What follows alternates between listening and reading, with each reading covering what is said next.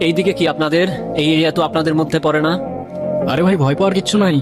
Area দখল করতে আসিনি। এরিয়া আপনার, ধান্দা আমার। Let's talk business.